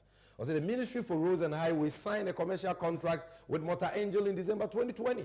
This commercial contract as a standalone cannot be sent to Parliament without the completion or the complement of a financial agreement. As of now, the financing agreements are yet to be concluded. It is therefore premature for anybody to claim or suggest that we have breached the law. It's opposite. NDC for the agreement in the Parliament. Now follow me. Tema Motorway no nedaho.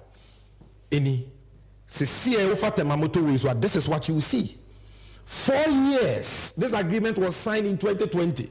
4 years after they signed this $570 million contract with this company, nothing has been done on the road. Contractor na nye adwuma bia ho. Sebi a kwan quota la macro mubi ho contractor has not been there. A kwan no still I say ya na okwa mubi ho. Now say abina ma contract ye tu omofo omfa mra kwan so omfa mra kwan so adwuma no mfie na ya betwem omanye enkan haye. That is not the issue. The ama way aye corrupt scandal sebi ama yera ho aniti ye ka ho asem na ne say Auditor General Ghana aban crash penya mrana mani to me say wohwe aban sikasemu or mani sikasemu aye hwehwemu about this project. Now the work hu ni say contractor ye de ama contractor anko parliament.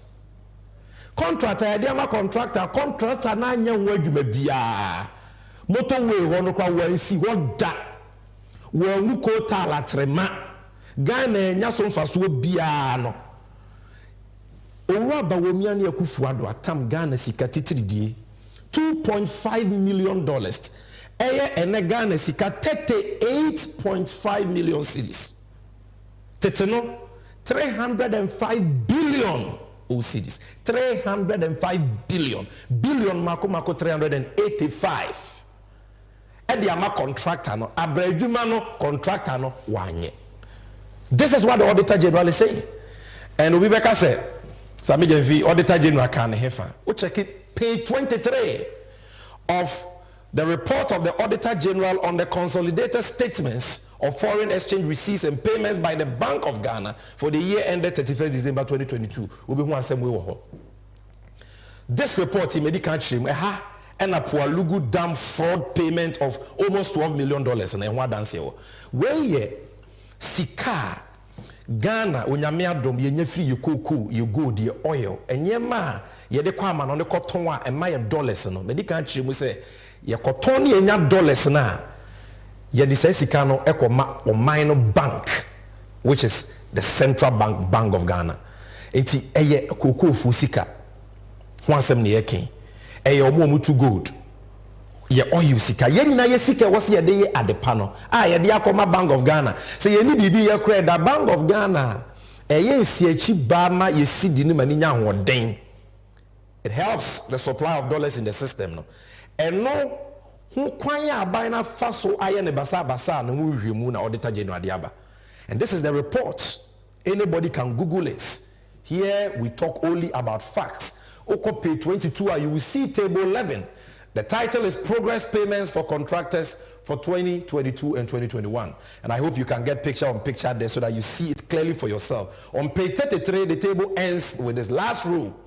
On say MS Motor Angel Engineer E Contratio Africa SE.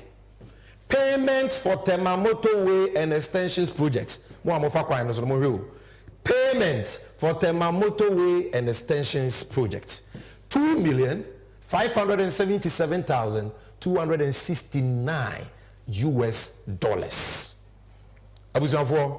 That is what we are talking about here. This is from the Auditor General. Now, Senka medical chimu say abino ama contracts and a contractor anya, we will not be angry. But how do you give a contractor anchor parliament and pay this money 385 billion OCDs? And our courts have said that agreement anchor parliament agreement or minor new company na agreement ni nyina so womrem utue sikanda etawabo minor chrono e wo se eduko to afiase na sikane yagema o minor. Now ye two omofo mantie ni penyi so wantie ni o wamatikopo omokoye omokopemie omafo man ni sika cha edikwa no is a contract no matwam omo say end of road for Portugal's Motor Angel on Accra Temamoto Way contract no matwam. Omo say having won the tender to upgrade the highway between the capital Accra and the port of Tema earlier this year, the international consortium headed by Motor Angel has now had this contract terminated without explanation. Matwam omo akwa pegane ni company e de adwuma na ma no ono so kro mo manisika no de aye adwuma no omo say sika ne kwa. Now, as if this is not enough, abusuafo we are large ba we me ono na de nsa aguniti ha no. As if said this scandal is not enough. Auditor General asanso ama ye hu scandal no de bon kra chen we. En ye be asem a efa ade bi a ye frɛ no Skytrain. Ye ka Skytrain a ye keteke a obroni aya etimi fa wiem. Ne kwan ne na fom. Keteke no eno enam soro saa ne kwan ne da wiem. Eno nti aban we betena konwa so ye o mampanya kufu ado aban o betena konwa so no. Ena almost sign contracts with a company you more AI Skytrain Consortium, African Investment Consortium, based in South Africa. Say Omomeye Skytrain. The contract was signed on the 8th of November 2018. Skytrain no contract almost signed here and no. Skytrain is a winning the crowd. My memory I have a video, but because of time, I will not be playing the video. This is the Skytrain for you. And I'm sorry. Omaka Ghana for baby nije. Oh, but we the Skytrain eba. But we the Skytrain eba. Ya sign contracts. Ya yet fanfare. Ubi any aje. MPP communicators. Ubi edi jo manum. Yenina ya say ya depa. Kete ke na mwimu di one empire depa inti abayi no nye. And in fact, the Omoka che ya kwe man ya dene say. And crime trafficker. Ede ahochre beye nyina no. This project eba solve traffic problem. So you can see it on the screen. Was it the Minister of Transport at the time, Honorable Jogati, stated that the Skytrain project was the solution to the ever-increasing road traffic congestion in Accra. Now, my evidence in the graphic online. November 9th, 2018, Ghana signs agreement for Accra Skytrain. Agreement almost signed no, it was South Africa. Omampenya Kufuor wankasa ne koye. Because I buy say the priority projects on what the Skytrain ba wumiani edi ashenesa or the Skytrain ebreyen. Ebiem we agreement ni one was say sa company ya ye friend African Investment Skytrain Consortium no or ye feasibility hwehwemu na emma kwama project ni tibi fiti ase within 9 months. Let us by 2020 there na nka adwuma no ye fiti ase. Awe wo semne se abusuafo se we asefem areho. Auditor General in Hwehwemu ama na beda di say Skytrain project no aban na anye. Aban na ntu ho anamon bia. Ye nyina yetenkran ha we ye nyina yanimsem a. There is no Skytrain project going on anywhere. Yet project ye de aso abofom ya sign ho contract ya ye hu dede aban de abon ne wasa for hene na ama so no ka wo de mo man nsi hwae mo man nsi nada ne so kokro de john ne so frakadam ne so we so ye nya dance a e kire se aban na fagana sikatwitwi die $2 million etua e de ama company na wo hwe de auditor general aka fa ho a Ghana Infrastructure Investment Fund John Mahama tikese that's what I pa obieye na oko odisika $270 million etumu si yemfanye mpuntuo yemfanye akwan yemfanye suku yemfanye asupiti yemfanye infrastructure investment edi adwuma ni sika bebre Ghana John Mahama na ti yo aban we mfa bi nka ho o makosa foto ni mu akofa $2 million etuye sika na ma company we for nothing for no work done because of money omo achi sika no edi. That is where the money came from. Now they pay the money they pay the money abra feasibility studies there was a company na company ni no feasibility study had been done, no cabinet approval, no parliamentary approval, nothing. And yeah no license also be my sky train now. What that means is there was a company, no. Only one license with immediately run sky train. This is common sense. It is also investing in that company. In which a chess a Jumana or they share company in Sano and fast to me a Jumano ye Jumapano. It was also a feasibility to determine the bankability or the viability of the project. That was not done. Company so basic check was our license. Says Jumano. The Auditor General says this company didn't even have a license to operate a sky train. Sammy Gyamfi, asema wuke ehwa dance way. This is the moment of truth. Page 193 of the report of the Auditor General on the public accounts of Ghana, public boards, corporations, and other statutory institutions for the period ended 31st December 2021. The Auditor General can and then I'm be who dance here actually. Now, okay.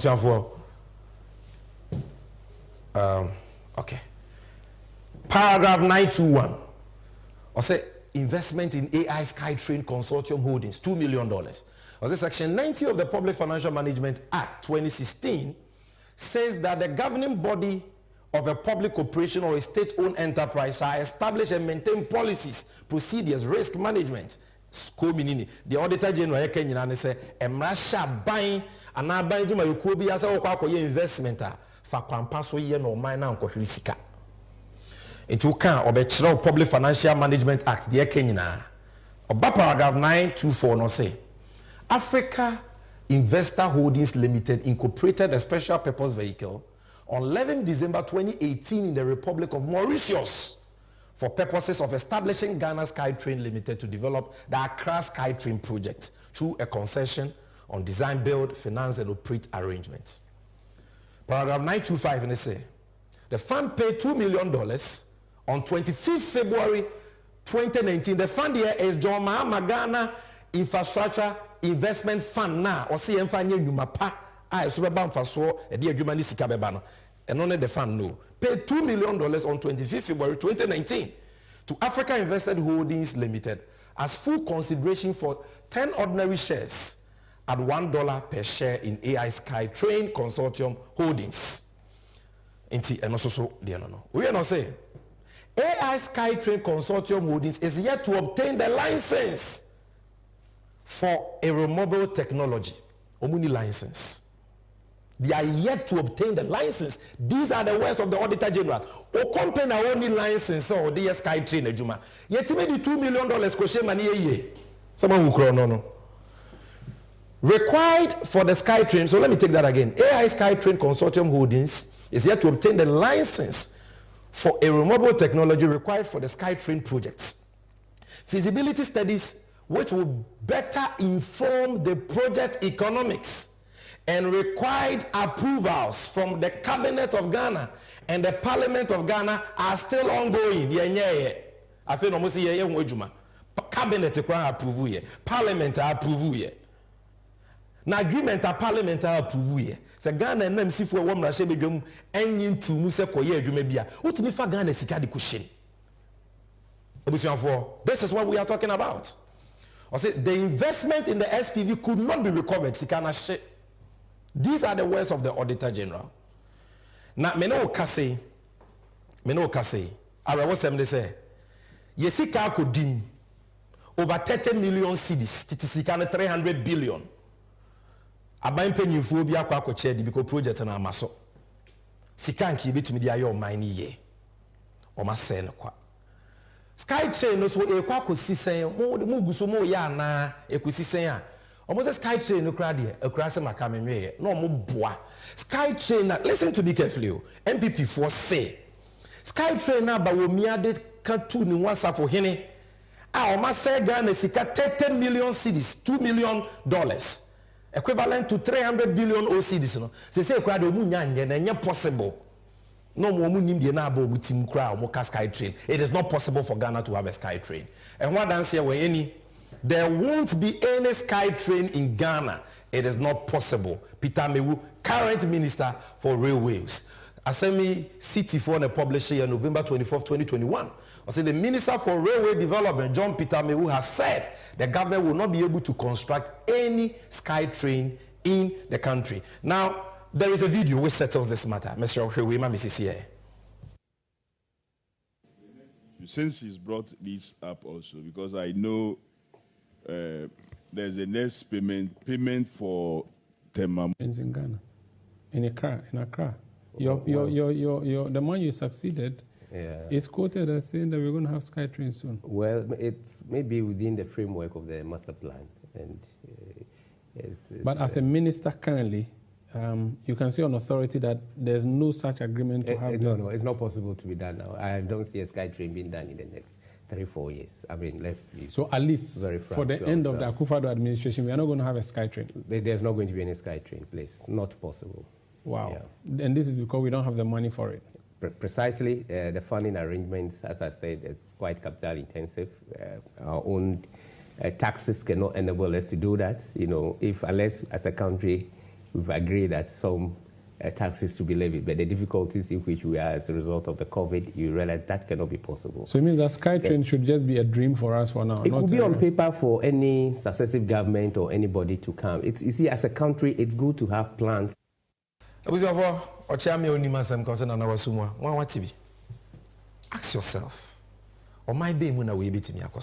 in which country? Over 4 Maisika, over 300 billion cedis. What the Ama companies or Mayor Skytrain now? Company no need license. These are the men, MPP for some Omowono. These are only men who have expertise in stealing, broad daylight stealing. Company need license. Why would cabinet our approval? Why would parliament our approval? You sign a contract and paid money illegally. 30 million cedis to a company. One fine year you may be a Koji Cabrea Adani Boachibidi. A Jumano, Yabayan and Abaya was a Jumano crowd here. I mean, we say more Skytrain. Everyone was all say, because it's not possible. Said that chip down Kwame dinner ben for Fruby Baba Baya, fine or Modia. It is a cano, most say in a quiet day. I told the beer, Penny Papa so pound woman so yen and num dentia, Busian for Nimuni Yuntia. And this is for your Kasaya, your Kasa, then just say your num ne kekaya near Kasa keke, or mine ye Yuntia, because I want to Ghana pan, a we MPP Nimpo, and I want her son same we are. I was so rare where I was so safe. Because this is not what you voted for. And that is why we must vote for change. The only way sa krono we ye betumi agye sika ni nyina ma oman na ye de nipa koto afiase na ye nsa na wa ma afoforo ne sensesemu beba. You can't vote for Bawumia and get accountability. A vote for Bawumia is a 10-10 vote for Akufo-Addo. Ono akrono no obobi obede no wababa bechi obi ato. If you want accountability, you must vote for change. And for this is only part 2, and then now on part 2 Mama Motor Angel tema motor we kwaya yanya so yetua $2.57 million. Before that, na menwa kapua lugu on part 1. Dam wa yanye Bawumia Chrome almost $12 million. Specifically $11.9 million for no work done. And I've shown you this SkyTrain payment. $2 million for no work done. Okay, Kabumwa, part 1 and part 2 of corruption track on corrupt payments for no work done. These 3 scandals alone, the money involved is $16.5 million. What the bus CD mua and neba wumia dollar ya ba ko board den 15 cedis ni echire no.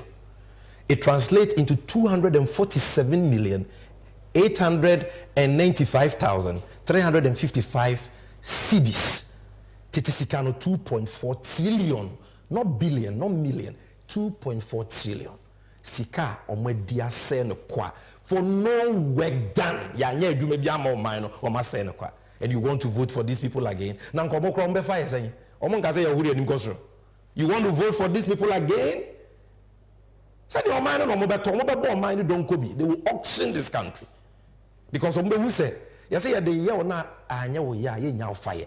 Ombe say eh de so mo bo me you kro no. And that is why we are telling you, se sika we ki ebetumi di aya kwan.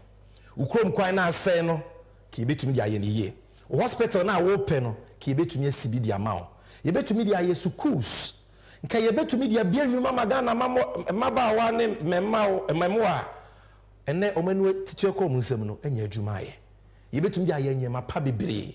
Ene unemployed graduate nurses and midwives Omutifie for 4 years. 75,000 of them, no job.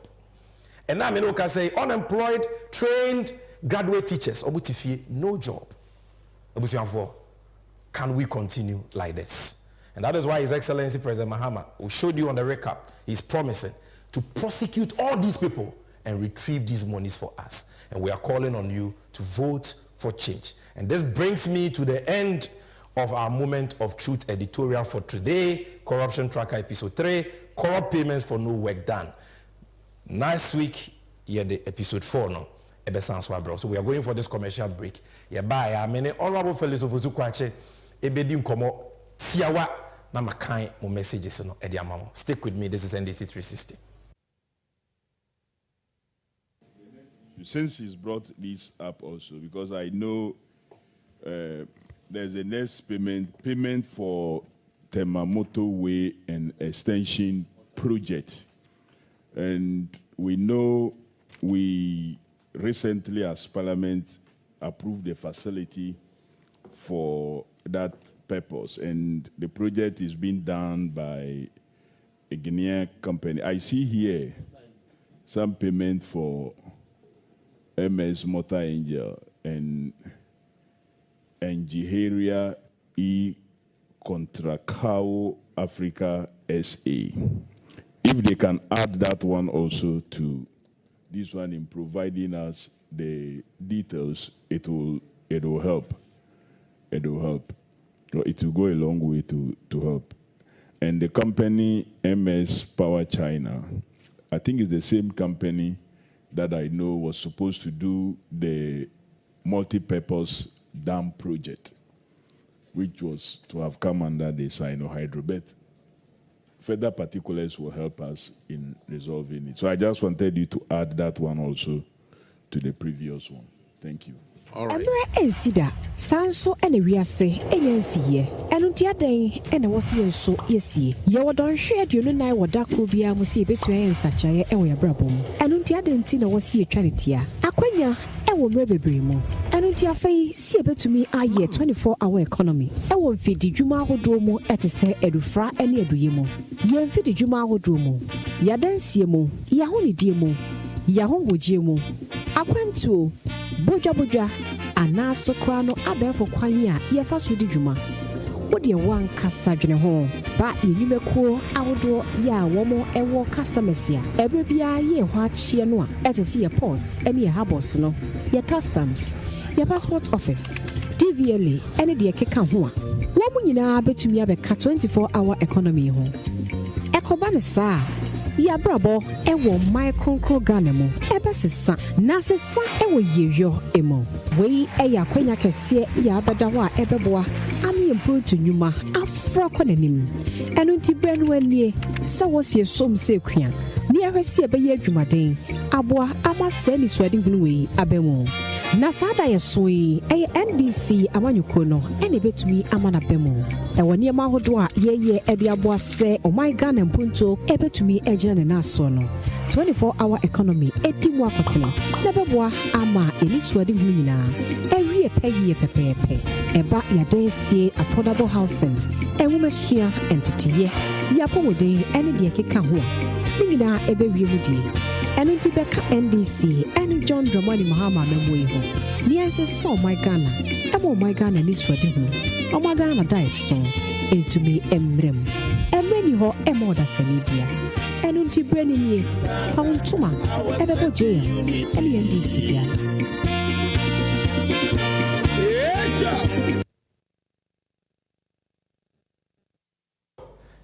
Madam Nyina Masese Matwen ye. Yadi kan the NDC and you lest we forget moment of truth editorial but I still have Honorable Felix of Osukwache, the parliamentary candidate for the good people of AAK here, and I have a question for him. I'm a person or do you go through? You know, Honorable Felix, untumi na wonko. Speaking about digitalization and ICT, if one might a certain education, a certain context about this discussion within the broader framework of the economy. Because what I may say, digitalization, it is all part of the economy. And until Franca two former MPP and or CASA digitalization, you've totally demolished all the lies and those claims. The legacy of His Excellency John Dramani Mahama. Now between these two people, why and beyond digitalization, who say ye pese ye koye nimu a ye wura Mahama na was ye de hye nsa no why ne ye pese o man ni sikasem ejina brane na adwuma impuntuo ni ahotoba e was ye de o man na hye nsa Sammy ye wakasa bi ye kasa book no like won say sa digitalization madam for bi na say mi o kan say enye nsem nya na me soso bro ni say eye empty sloganeering eye safohene a ba wo me yebo no ho a nyinaso bie ni ye tie ne say ye de o man ni sikasem hye nsa wedi ntwo enim wase aka no ne mo ne mo anso ani we hu kutoku amfa kra nhyem onim say ye kwa abatuo bu na sikasem nhyehyei ene asem wa ganafo ka wedi nkuguo nti eso opebi fufuo bi ka eno nti no di mirika tenten akwakoje ma adwuma aboso se ono ye no na so ba omia odi gari bottom akra esikasem ho hyehyeye susudua ene ye di besusu no isan so ye dede dwa nenum e wa abra no wo position se owonim de na sami eye emema mienu na ejina se ye nto omso aba Ghana ha ename no kase akwala o se ye funu mokura nim se asem ehia ye mpa ne sikasem bibie ni ho biom nti se wo probi this Ghana sikasem a hye nsa emema mienu ho na ade be hye nsa san susue no enya bosire muka ye wa asenso de potin a ye de hwe why na ne modern mono ekon kan nti me de susu dua na ba okay abai ye de ball ba no eno na de botashi sami o mampeni mama di mampeni efi 2012 kopim 2016 o fie konwa so no se wo susu na se wo hwe o man ne car ne ye de a eye 120 billion Ghana cedis papa we ba wulaya ejina simpie so ka se 120 billion no edo osododo ebi nsida nti ento abentia Mahama ama Ghana fo ne ya adwene nti ane no se yesese na me ne wo kase ye de ka 630 billion sami 630 billion we ye 2023 ana April 2024 dollar na ho den ate aba fom be ye ohanche mu obio no eno nti amano ne de ye ka ho no akosoro nti bisu sese ya de nam 700 billion se wo sese ne na okay mesre wo 700 billion any 120 billion se wo de kasa de na ye papa eye we nti se ba no o man ne ka o de a Mahama ana yesi eto abama no sabe no na mama o wo fan wo bia ba ko pe eno de dumo di ye nyina no ba o me awo miensa sika mama nya ya ana NDC amanyoko no nya na efie wotwemu edibu o man no eye 248 billion ba o mia enya 925 billion na so hwa ho kira yetim na eka ye de no what de toto yesika sam kese ye ho a de fe no debt GDP ratio na eye fa pepepe nti ye nya 44% e de boy ye ho akoma ene so we san sese na e ka ye de nyina no se ye ton Ghana nyina entumi ntia e beka 4% bu wechiri inte 104%. Okay. Kwanya enema bo fa so kosoro wa no ye fa inflation no na ejina 15.4%. Eye ohanche mu dunum ni echire pon 9 pe. Mahama Breso. Ene ejina 25%. Infie mienu ntem no na ejina 54.1%. The friend hyperinflation the see Zimbabwe ni bi. Woko dwaso a anopa ebo no sene de ebo ewia. Na dollar wo kita 4.2 cedis onya dollar ba ko Mahama penso. Ene we nya 15.3 cedis. Sikasem woni ndifo a kire se anhwe yi a afenko na ewe ni ejina 20 cedis. Eye eka ye de no insihu no se ne yetumi tua eka no na Mahama otua ne pepepe se ma ba akokra mpa ho ene abeto dwa se ye ntumi ntia kapele ba ya bɔ mu tokrokura ye ni bi de kotua ka e ba me na di se adwuma no na amanfo susu se ye de ka yetumi tua ntia ma ye B- wo fi bia na wo ko E ba me apenso mama na ye B-, ba me apenso ye se ye junk e ye nwura. Okay.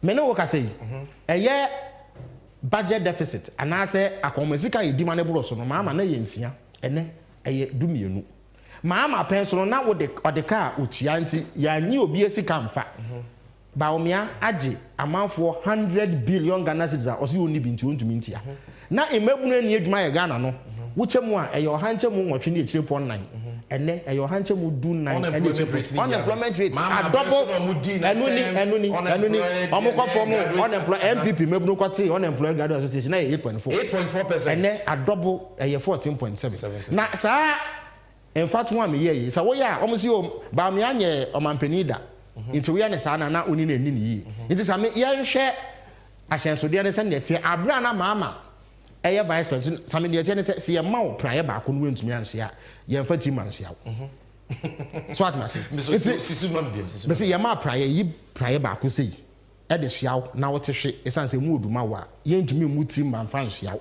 nti why vice president ye discuss ma hye wonsa na wentumi anya ye ntumi fa mampani mpio so obi ani wiase a ne bɔ ne mo nso ani a ye bɔ na ba so minti bi da ese de ofudu apa ne piano na wa fudu abɔ ne an me piano ese me wuro wusi se ne be ya wonwu oman no ne etie ne se Mahama di vice president and no hwe Ghana sika sem so direct but no so say no ye head of EMT economic management e ka ne ye de up to 2012 na office ade bia no 35.1 billion ba omia ene 630 we kwan me did say 700 billion is an dollar akoso yes na Mahama wo one oil field ba omia wo miensa so nyesika wo oil mu che Mahama kra e mo ho miensa Mahama sika na bedi ni nsam nyina eye to ayetua ne sika ye nya fifa anwo ni bibia mu no 16.6 billion ba omia nya 925 billion na so ontumi ntia ka wo de debt to GDP ratio na enu 50% kra che se e ka ye de no na se wo kanga na sika san nyina abomu a eye fa pe ami enya 52% e de hwe ye ho ene ba omia ka pe ba ya bomu kra no oni bi a o de hwe ye na inflation a single digit 9% ba omia e mani hwe ko gina 54.5 we ne de e wo soro pa ba ye mfie du asentemu ni ene 25% be sa akosoro bi dollar na wo nya 1.8 cedis per enu 2 cedis asa 2012 wo de nya dollar ba ko satana Mahama ne hwe ga na sika sam so direct ene we nya 15.3 me sense so bia sika sam wonim difo kire se ento ama afenko na wi enu na edu 20 cedis Mahama na odeka otua no 20 cedis no mo person mo de break it no okay Mahama na odeka otua no wano ya nte da se ontumi ntua ka na ene ye credit rating se wo boy ebo si etumi tua no ba o mi apenso no eye nwura we no B-. Interest rate wo ko bobo sin a insiwu e down no na eye ohanche mu dunum ene echire ponum ene eye 50% bosia na all the scriptures aka ho